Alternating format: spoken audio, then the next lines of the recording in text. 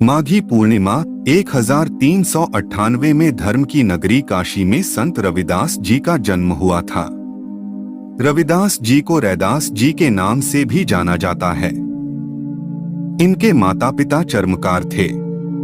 इन्होंने अपनी आजीविका के लिए पैतृक कार्य को अपनाया, लेकिन इनके मन में भगवान की भक्ति पूर्व जन्म के पुण्य से ऐसी रची बसी थी कि आजीविका को धन कमाने का साधन बनाने की बजाय संत सेवा का माध्यम बना लिया।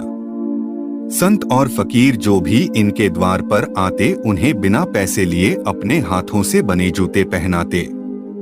इनके इस स्वभाव के कारण घर का खर्च चलाना कठिन हो रहा था। इसलिए इनके पिता ने इन्हें घर से बाहर अलग रहने के लिए जमीन दे दिया।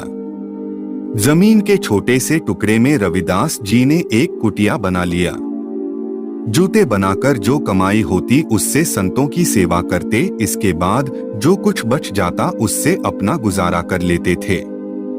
एक दिन एक ब्राह्मण इनके द्वार आए और कहा कि गंगा स्नान करने जा रहे हैं, एक जूता चाहिए। इन्होंने बिना पैसे लिया ब्राह्मण को एक जूता दे दिया। इसके बाद एक सुपारी ब्राह्मण को देकर कहा कि इसे मेरी ओर से गंगा मैया को दे देना। ब्राह्मण रविदास जी द्वारा दिया गया सुपारी लेकर गंगा स्नान करने चल पड़ा। गंगा स्नान करने के बाद गंगा मैया की पूजा की और जब चलने लगा तो अनमने मन से रविदास जी द्वारा दिया सुपारी गंगा में उछाल दिया। तभी एक चमत्कार हुआ, गंगा मैया प्रकट हो गईं और रविदास जी द्वारा दिया गया सुपारी अपने हाथ में ले लिया।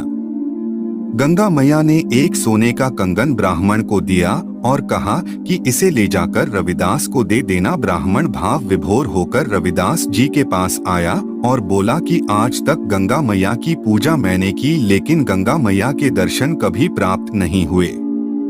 लेकिन आपकी भक्ति का प्रताप ऐसा है कि गंगा मैया ने स्वयं प्रकट होकर आपकी दी हुई सुपारी को स्वीकार किया और आपको सोने का कंगन दिया है।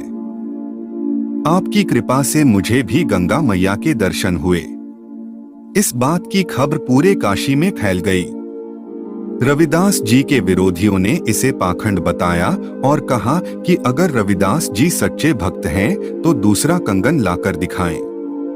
विरोधियों के कटु वचनों को सुनकर रविदास जी भक्ति में लीन होकर भजन गाने लगे। रविदास जी चमड़ा साफ करने के लिए एक बर्तन में जल भरकर रखते थे। इस बर्तन में रखे जल से गंगा मैया प्रकट हुई और दूसरा कंगन रविदास जी को भेंट किया। रविदास जी के विरोधियों का सिर नीचा हुआ और संत रविदास जी की जय जयकार होने लगी। इसी समय से यह दोहा प्रसिद्ध हो गया, मन चंगा तो कठौती में गंगा। दोस्तों, उम्मीद करता हूँ आपको आज की कहानी पसंद आई होंगी। पसंद आई हो तो लाइक, शेयर और वीएम स्टोरी टीवी चैनल को सब्सक्राइब करना ना भूले। धन्यवाद।